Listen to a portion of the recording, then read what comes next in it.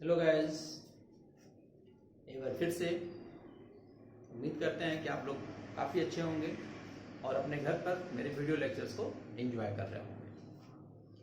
तो हम लोग शुरू करते हैं बिना कोई समय गंवाए। हम लोग को आज देखना है work done in rotating the dipole in uniform electric field. यानी डायपोल को अगर हम लोग यूनिफॉर्म इलेक्ट्रिक फील्ड में रोटेट कराएं तो कितना काम करना पड़ेगा, कितना वर्डन होगा। ठीक है, तो आप लोग जैसा जानते हो कि हमको कोई भी लीनियर मोशन कराना है तो हमको फोर्स लगाना पड़ता है, और अगर हमको रोटेशन कराना है तो हमको टॉर्क लगाना पड़ता है। ठीक है, लेकिन हमको यहाँ पे एक्सेलरेटेड मोशन नहीं चाहिए। ठीक है ना, एक्सेलरेटेड मोशन हमको नहीं चाहिए, यानी अल्फा इसमें नहीं होगा। तो अल्फा नहीं होगा, इसका मतलब है यहाँ पे नेट टॉर्क क्या होगा, जीरो होगा। एक चीज दिमाग में रखिए, यहाँ पे जो हम रोटेशन करा रहे हैं उसमें नेट टॉर्क क्या है, जीरो है। ठीक है, तो देखते हैं। तो एक डायपोल आपने ले लिया, उसको आपने प्लेस कर दिया यूनिफॉर्म इलेक्ट्रिक फील्ड में। ये है ए और बी, ये इसकी पहली पोजीशन है। ठीक है, अगर इसको हम फ्री छोड़ दें, इस डायपोल को अगर हम फ्री छोड़ दें तो ये डायपोल कैसे चलेगा।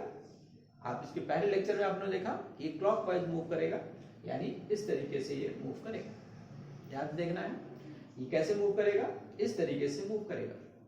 ठीक है, और इस पे टॉर्क कितना लगेगा, तो टॉर्क इस पे लगेगा tau equal to P sine theta, equation number first. ठीक है, किसी भी समय ओरिएंटेशन अगर थीटा है तो इस पे इतना टॉर्क लगेगा। ठीक है, और ये टॉर्क कैसा होगा, क्लॉकवाइज। ठीक है, तो क्लॉकवाइज टॉर्क होगा, लेकिन हम चाहते हैं कि इसका रोटेशन एंटी क्लॉकवाइज हो।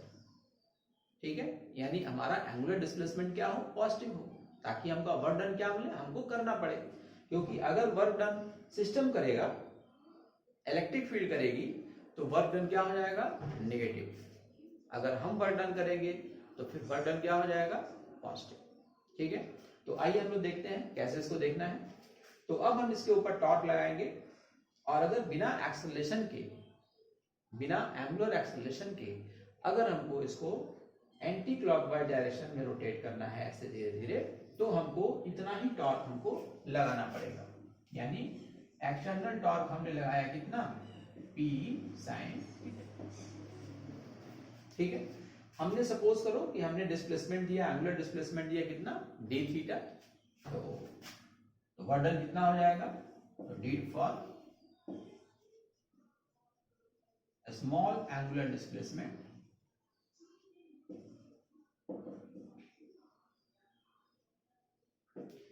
Work done is dw, where dw is equal to tau external into d theta। ठीक है, जैसे आप लोग पहले पढ़ते हो dw is equal to f into dx। ठीक है, लीनियर वाले आप लोगों ने पढ़ा, फर्स्ट ईयर में आप लोगों ने पढ़ा। उसी तरह से अगर एंगुलर हम ले लेंगे तो यहाँ टॉर्क हो जाएगा, और dx इधर पे क्या हो जाएगा, d थीटा हो जाएगा। ठीक है, अब इसी को इंटीग्रेट करें ऑन इंटीग्रेशन। सपोज करिए कि पहले हमारा ये ऐसे था, थीटा 1 पोजीशन पे था, अब ये थीटा 2 पोजीशन पे जा रहा है। ठीक है ना, ये इंस्टेंटेनियस वैल्यू होती है। ठीक है, तो dw इक्वल टू हो जाएगा torque external into D theta, कहां से, थीटा 1 से लेकर के थीटा 2 तक। ठीक है, तो w इक्वल टू हो गया थीटा 1 से theta 2 tau external into D theta. ये है बेस इक्वेशन जिसका यूज हम कभी भी कर सकते हैं। ठीक है, अब यहाँ पे टाउ एक्सटर्नल की वैल्यू हम प्लेस करेंगे, थीटा 1 थीटा 2, और टाउ एक्सटर्नल की वैल्यू आप प्लेस कर दीजिए p साइन थीटा और डी थीटा। p और e बाहर ले लेंगे हम, थीटा 1 से theta 2 sine theta D theta, theta 1 से थीटा 2 सॉरी। अब इसको हम इंटीग्रेट करेंगे, ठीक है ना। तो इंटीग्रेशन में आप लोग ध्यान रखिएगा, d by d x of sine x equal to होता है कॉस एक्स, और d by d x of cos x equal to होता है माइनस साइन एक्स, ठीक है। तो अगर इसका इंटीग्रेशन हमको करना पड़ेगा तो आ जाएगा माइनस कॉस एक्स, ठीक है।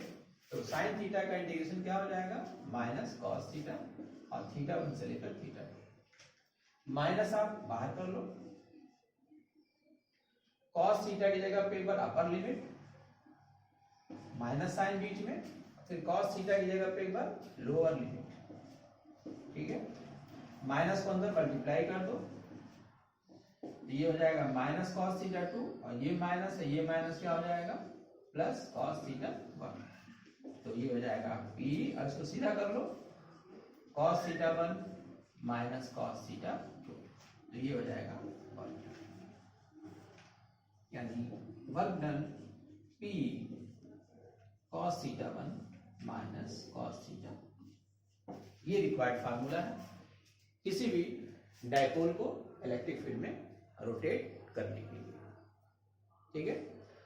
इसके कुछ कंडीशन होते हैं जो कि एनसीईआरटी में और 1 मार्क्स के क्वेश्चन में अक्सर करके पूछे गए हैं, तो उसको भी हम लोग देखते हैं।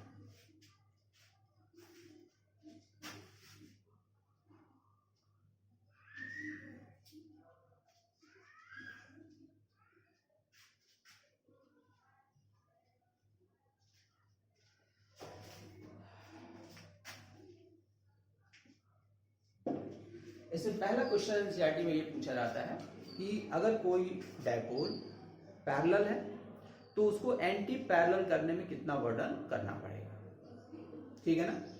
क्वेश्चन क्या है, सुन लीजिए ध्यान से, कि कोई डायपोल इलेक्ट्रिक फील्ड के पैरेलल प्लेस है तो उसको एंटी पैरेलल करने में कितना हमको वर्डन करना पड़ेगा, ठीक है। तो देखिए क्या है, पहला कंडीशन क्या है,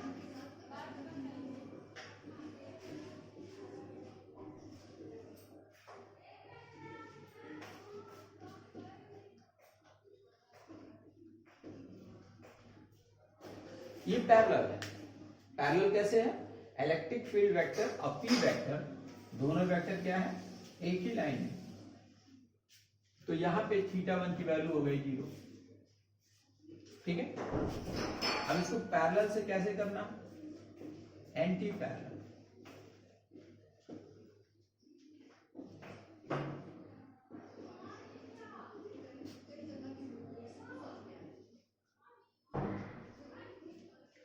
तो अब ये माइनस की उधर आ गया, प्लस की उधर आ गया, ठीक है।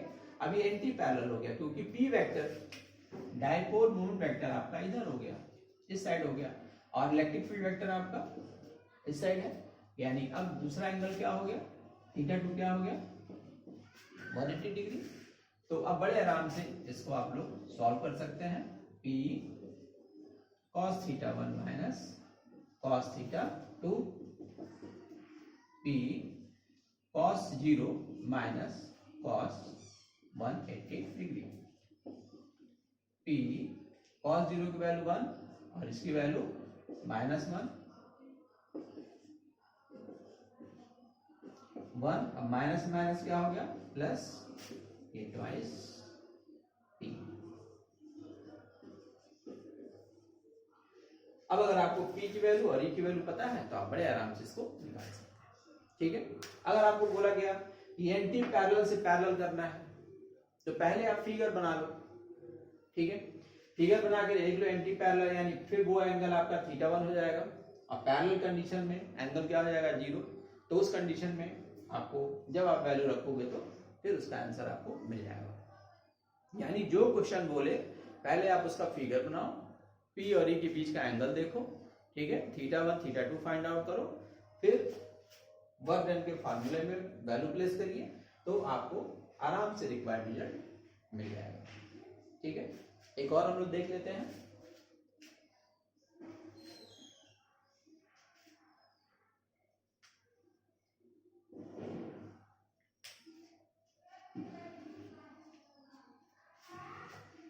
एक डायपोल है वो एंटी पैरेलल कंडीशन में है पहले से, यानी एंटी पैरेलल कंडीशन में पहले से है, यानी थीटा वन कितना है 180, और उसको 90 डिग्री पे किया जा रहा है।